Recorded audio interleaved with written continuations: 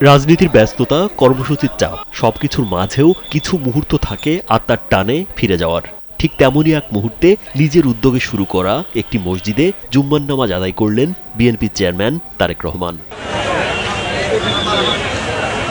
শুক্রবার বগুড়া শহরের স্টেশন রোডে অবস্থিত বায়তুর রহমান সেন্ট্রাল মসজিদে তখন জুম্মার নামাজের প্রস্তুতি চলছে। দুপুর 1:15টার দিকে মসজিদে প্রবেশ করেন বিএনপির চেয়ারম্যান তারেক রহমান।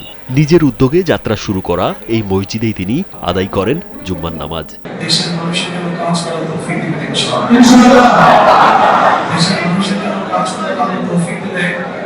নামাজ শেষে তারেক রহমান তার মা দেশনেত্রী বেগম খালেদা জিয়া এবং দেশবাসীর জন্য মোনাজাত করেন।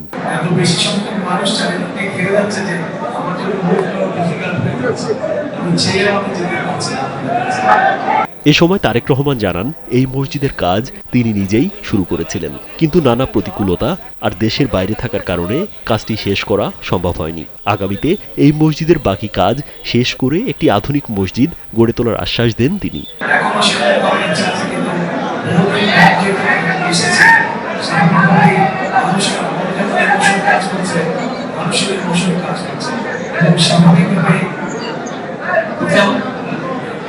রাজনৈতিক কর্মসূচির ফাঁকে এই জুম্মার নামাজ যেন মনে করিয়ে দেয় নেতৃত্বের বাইরে একজন মানুষের বিশ্বাস আর দায়িত্ববোধের গল্পও থাকে নীরবে।